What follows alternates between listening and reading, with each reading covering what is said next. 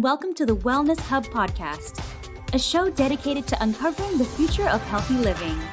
Each week, we aim to bring you content that supports your personal health journey through insightful conversations with amazing guests.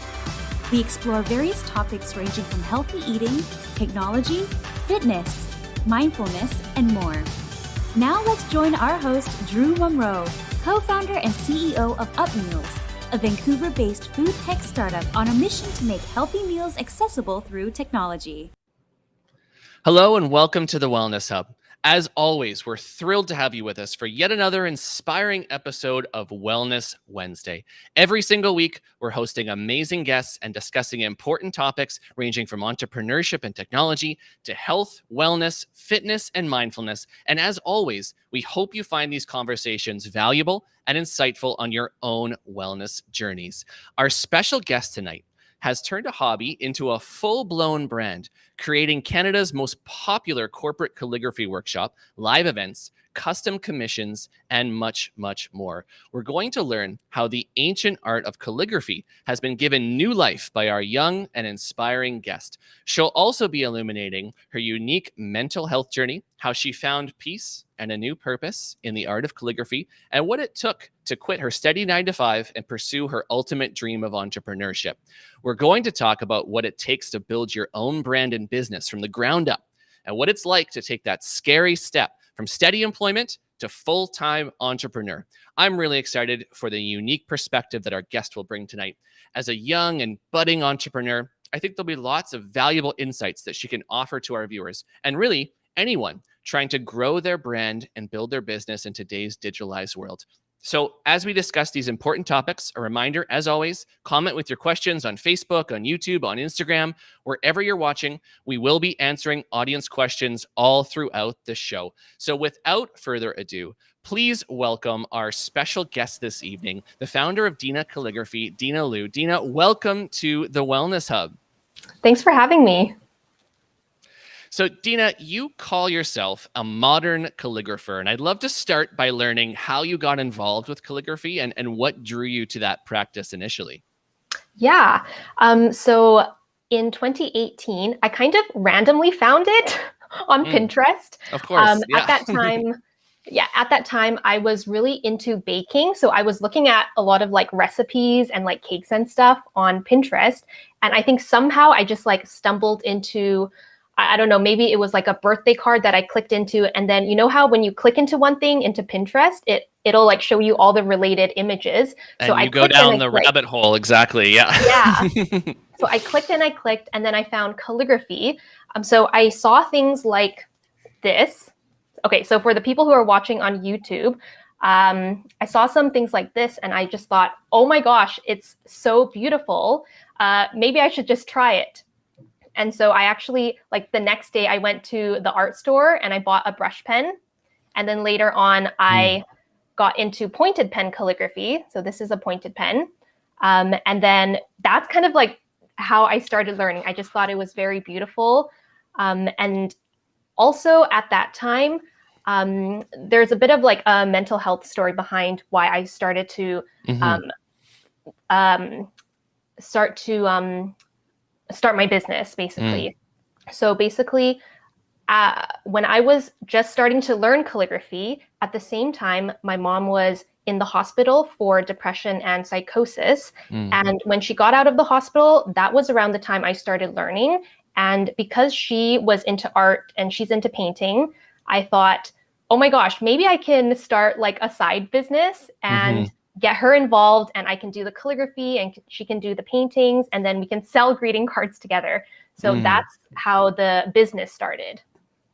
And so tell me a little bit more about this. I mean, it's such an incredible story that you saw something on Pinterest and then took immediate action by going and buying those supplies and getting started yourself, and then taking the next step, with this amazing work with your mom. So tell me about, the initial response to some of that work that you were doing together with this project, and how did it grow from there? Yeah, at first, I pretty much kept it secret. Like it was just an idea that I had. And I thought, I don't know if I'm committed to it and I don't know if it's going to work out. So let me just do this quietly. So I started to learn calligraphy, and then I created an Instagram. The Instagram handle was Jenny D Creative. And the reason for that is my mom's name is Jenny, and then I'm Dina. So I just thought, okay, let's just put the two names together. I'll make this Instagram. And I didn't tell any of my friends. I just kept it super secret until maybe about a month later. That's when my calligraphy started to improve. And then I felt, okay, maybe I can share this more. But yeah, that's kind of how I started. And then when I started to tell friends, I got like really positive responses. And on my Instagram initially, I would share a bit about my mom's mental health, like her recovery and how I'm feeling. And so I got a lot of support from friends on that. That's amazing. And I want to just sort of flash forward a little bit. So now we're in, I think it was around February 2019, and it's not so much a secret anymore. You've posted an event, you've sold tickets, you're about to host this calligraphy workshop out of a cafe. So talk to me a little bit about your mindset going into that. What sort of emotions were you feeling? Yeah. So actually backtracking a little bit. So after I learned calligraphy, and then, so my mom and me, we actually did sell greeting cards. So that was in November and December. And then I thought, oh my gosh, like maybe I can be an actual calligrapher, and teach calligraphy workshops, because I saw a lot of calligraphers teach workshops on Instagram, and I just saw it on their website, and I thought, oh my gosh, that's so cool. Maybe this can be like another side income stream.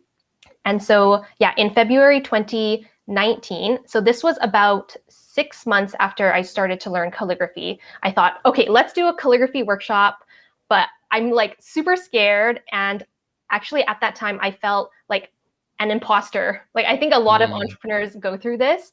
Like I felt like, yeah, I'm a new calligrapher. Oh my gosh, I've only been learning it for 6 months. How can I teach workshops when there are calligraphers in Vancouver who have been doing it for 10 years? And so I think like I just had a lot of self-doubt at that time. And my first workshop was, I think it was $15 per person. And then I just invited my friends. And then I made some worksheets. So these are the worksheets, they're updated. My first set of worksheets were not that great, but I think there's a lesson in that too, to not be a perfectionist.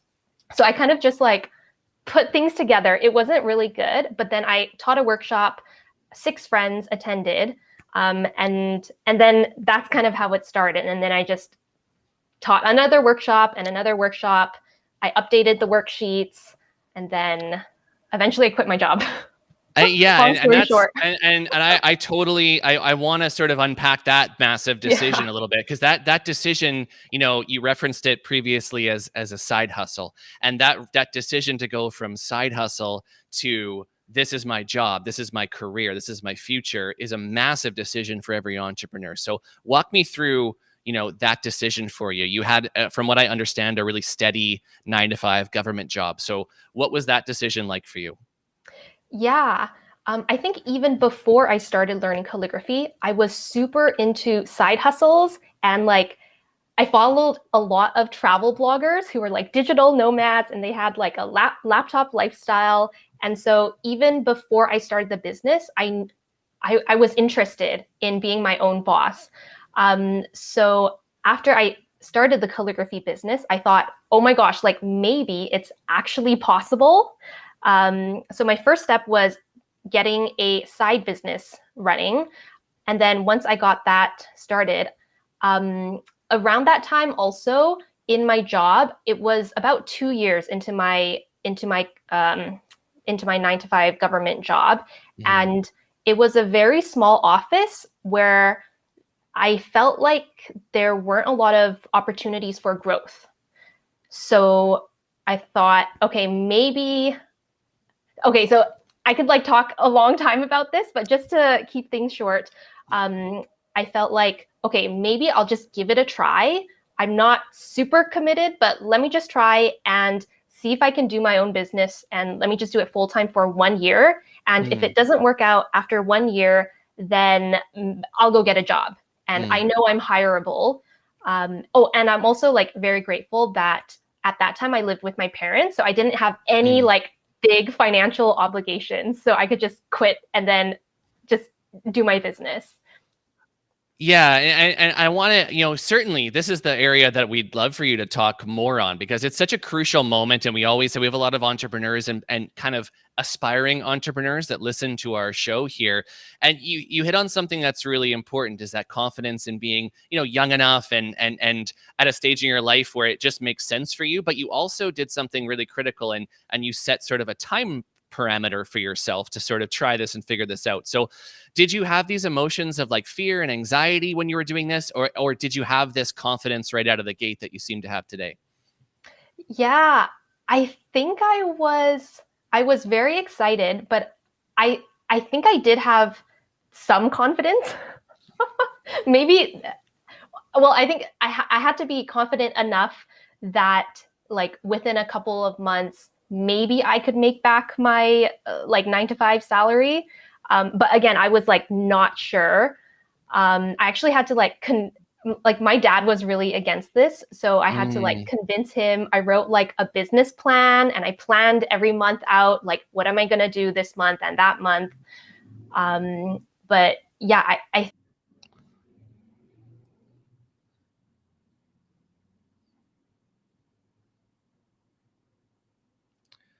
think. There we go. Oh, we're going to try to get Dina back. Looks like we're having some technical issues here. She was just having a really big revelation, so bear with us. Oh, there we go. We got you back.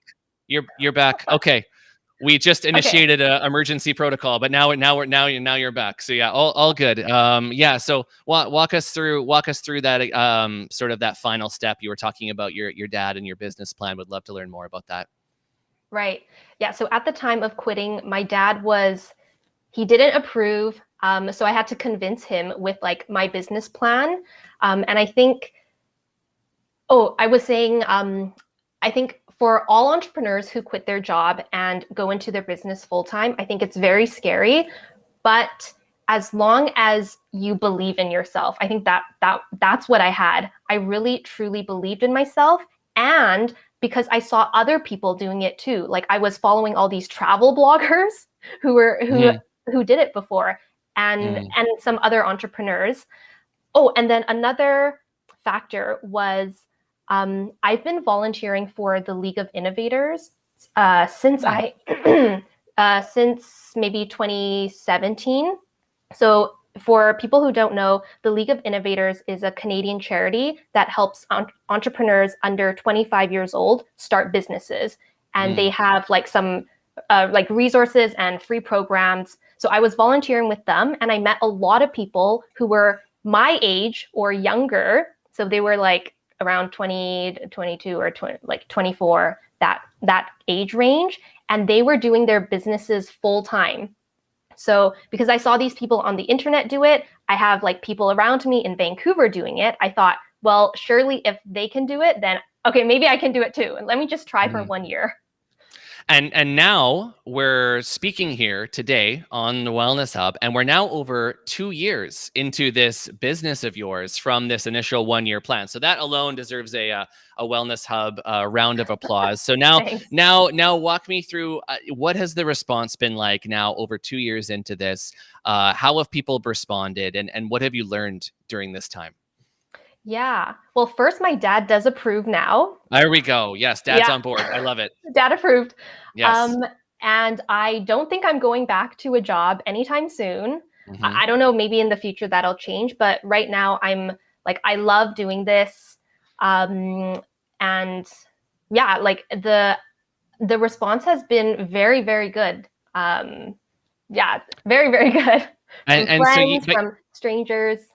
And you had not only this kind of added pressure of it being kind of your first foray into this arena, but you also had these circumstances of you launching this and then having a global pandemic for this business that was reliant on kind of workshops and things that brought people together. So talk to me a little bit about how that impacted you. How did that test you, and how did that cause you to change your course?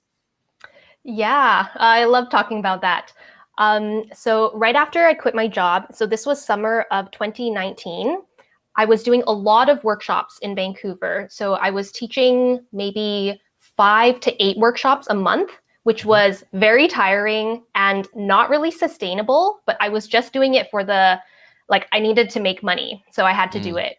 And so I kept doing that up until January of 2020. So it was going really well.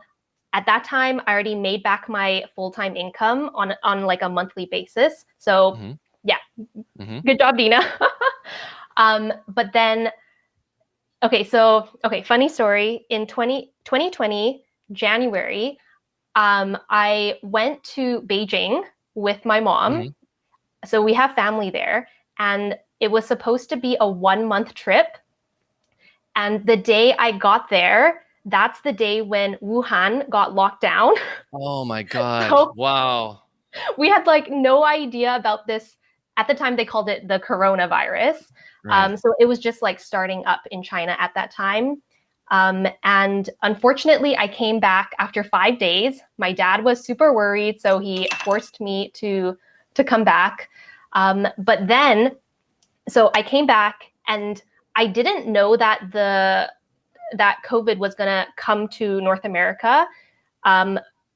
So I just kept on doing my workshops, and I started to think about starting a coaching business. It wasn't because of COVID. It was because I've always wanted to do this ever since I quit my job. I was just really scared, so I never ever did it. But after I came back from China, I thought, okay, maybe now's the time to start coaching people, because now it's been 6 months since I quit my job. I have some experience. And so I hired my first ever business coach to help me start the coaching business. And then So hired a coach to coach to coach other. Okay. Yes. Okay. I got it. Okay. Yeah. And she was specifically a coach for coaches who wanted to promote their programs on Instagram. So Instagram is still my main platform that I use. So I started working with her, and then so we worked in February, and then all of a sudden in March, like COVID came to North America. And so it was really good timing, because at that time I already got a couple of one-on-one clients. So these are calligraphers who are paying me to help them start their businesses. So I thought, oh my gosh, this is great timing. And then I canceled all my workshops, but I still had income from the coaching. From the coaching. So you are helping other people to essentially kind of go on a similar journey that you did, and help them do that themselves. And maybe you have some skills that you can help with your social media savviness. Am I understanding that correctly? Talk to me a little bit about some of the transformations that you're seeing in these clients that you're working with. Yeah. All my clients are calligraphers, and my clients are all over the world, but most of them are in either Canada or the US. And I think for calligraphers and artists and creatives in general, because I know we have a variety of people listening to this live stream or podcast, I think a big thing is mindset. So same thing as like the problem I had when I first started like teaching workshops and starting my coaching business. The mindset part is so hard for people, especially for artists, because they create art and then they don't think it's good enough. That's like the first hurdle they kind of have to get through in order to start their business. So whenever I work with somebody, we always talk about mindset first, and then we get into the strategies of, okay, now you build your portfolio, do your social media, you need a website, and network with people, and here's how you price things and everything. But mindset is, I think, just a really important thing and I think all entrepreneurs kind of have to go through this process, like, of this mindset journey. And I think you touched on that skill that you have earlier when I asked you, about this huge, massive, global, just devastating pandemic to businesses. And you were like, oh yeah, like I love talking about that. And it was just like your mindset in approaching this like massive obstacle for what your business was just so incredible and inspiring to see. So I love that you touched on mindset because it's so critical.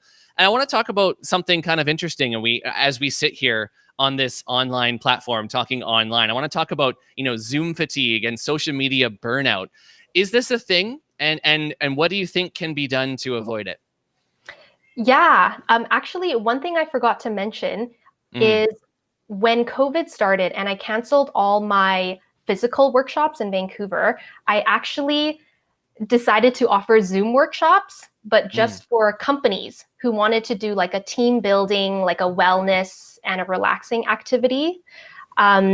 And so as I started to do that and I was doing some market research, I found that like a lot of people in companies had Zoom fatigue. I was okay because I didn't have that many meetings, but a lot of people in companies are like, they have to talk to their team. So they're using Zoom a lot. And so actually that was like a great selling point for me, like for the workshops, because people had Zoom fatigue. So then I told them, here's an activity. I'll send you the materials like this, the materials. And then you don't have to look at the computer. Like I will instruct you. And then it's like a activity you do by hand. I need your workshop, Dina. I'm just gonna say this, like my writing style is described as like WTF. Like no one can read it's like a daily thing here. I need some help. I would love these materials. And I love that you touched on that. And for these companies, what was you are hosting these corporate workshops, this way to help companies sort of like unwind a little bit, connect with each other, do virtual team building. What was the feedback like on that? It was really good. I think at the beginning, it was a bit hard because companies weren't sure of their budget. They're just not sure in general because of COVID. No one was sure of anything during COVID, right? It was so difficult, but yeah. Yeah. So then after a couple of months, I started to reach out to more companies. And then a lot of companies would just find me randomly on Google. Like I think they just searched Calligraphy Workshop Canada and they would find my website. And so I would get several inquiries about teaching the workshops, and yeah, the response has been really great overall. So it's not only like a relaxing activity, people can learn a really cool skill. So I always promote the workshops as it's kind of like painting, but better. Wow. Okay. I love that. That is like the best selling catchphrase for calligraphy I've ever heard. It's like paint night, but better. Like painting, but better. This is like bold, and I feel like there's angry artists out here that are storming our gates right now. But no, that's okay. We will not disclose the secret location of the studio. Talk to me a little bit about goal setting. And you touched on this earlier, that you made this great business plan to kind of win over your dad in these early stages. How do you set goals for your business, and why do you think that's so important? Yeah, great question. I love goal setting. I always have a lot of goals. Would you like to hear my 10-year goal? Sure. Yeah. Okay. I would love to. So my 10-year goal is to inspire 1 million people to do the thing that they want to do. So it could be a business, or it could be like learning a language, or just whatever thing they want to do. And so breaking that down. So I always have kind of like a big vision, and then breaking it down. I have like a 3-year goal and I have a 1-year goal. I don't know if you want to hear it, but to me, goal setting is very important. And I think for the entrepreneurs listening to this, or people who want to become entrepreneurs, if you don't have a goal, like a big goal or a vision, then you don't really know where you're going, right? Like it's like going on a trip. You need you need to have the destination, and then you kind of try to get there. So Yeah. I love that you've so clearly defined, what some people call a BHAG, right? A big, hairy, audacious goal, which is your 10-year goal to inspire 1 million people. You've got that so defined and it's so clear in your head, and that's such an important attribute of why you've been so successful early on. Dina, we've got some questions coming in from our channels here. We've got a couple from Instagram. So I'm going to start. We've got one coming in from Instagram here. Having Instagram as a main platform, what's one thing people should pay attention to promoting businesses on IG? Well, there's a lot I could talk about Instagram. But let me think of it from this angle. So if you're a business and you are starting your Instagram, for me, what has really worked is having like a personal connection with my audience. So I do a ton of Instagram stories with my face, like a selfie mode Instagram stories, just talking to the camera. And I think depending on the business, you can or can't do that.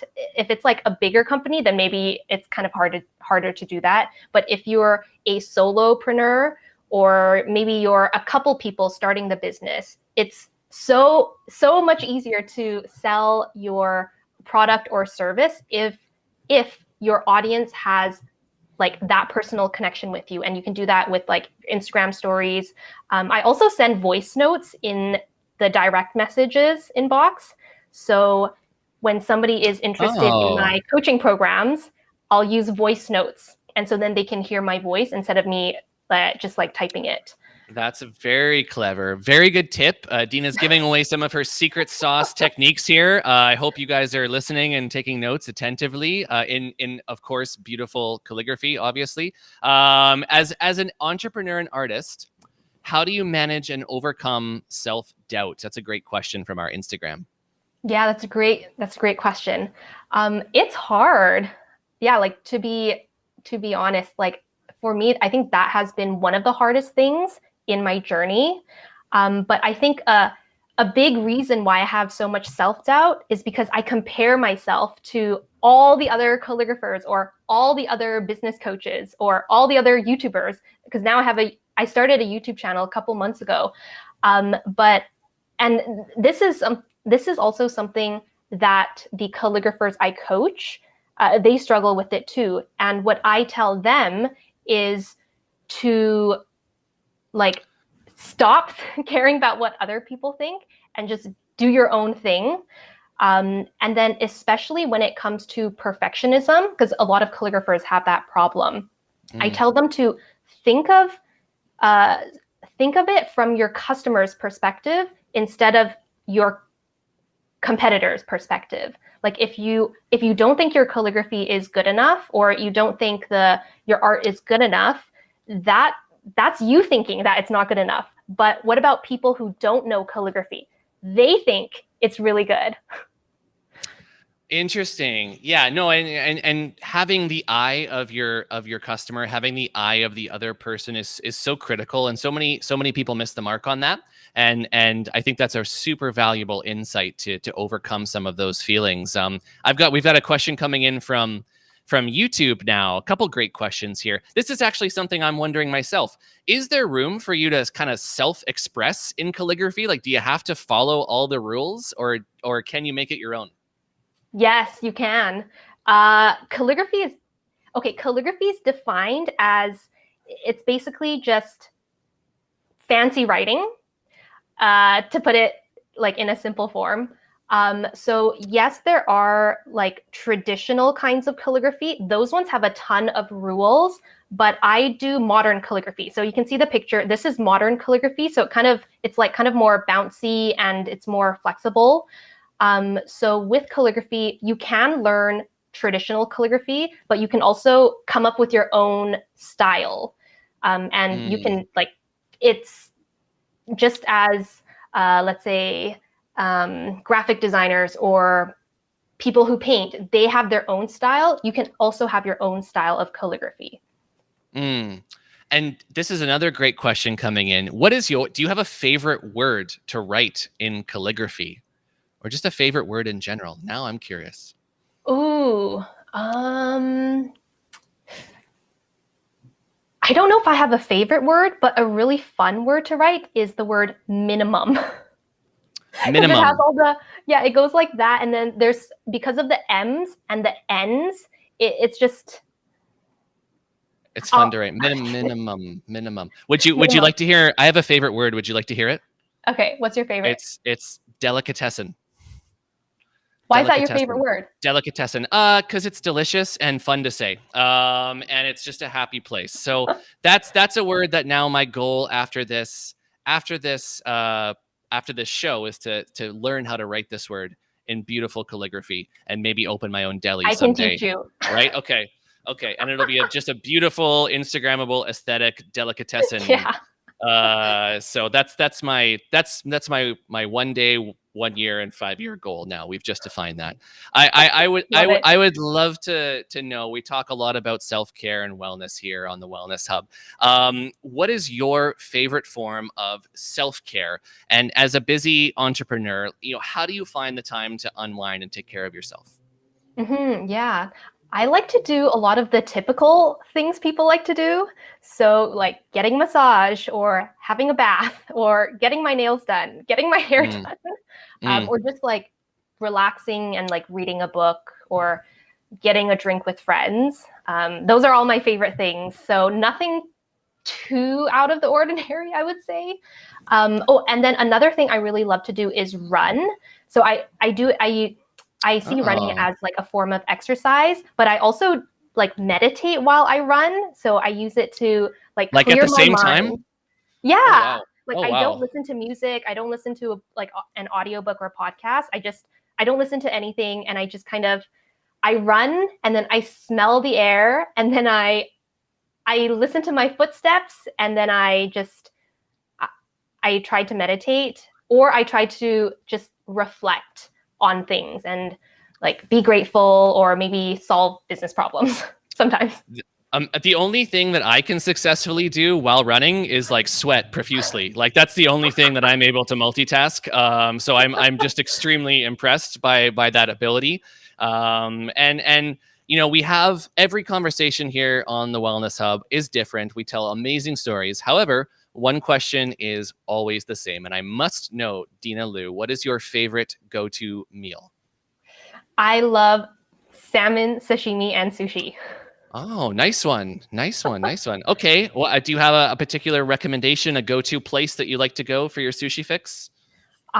So in Greater Vancouver, my favorite sushi places are Sushi Garden and Sushi California because they have big sashimi.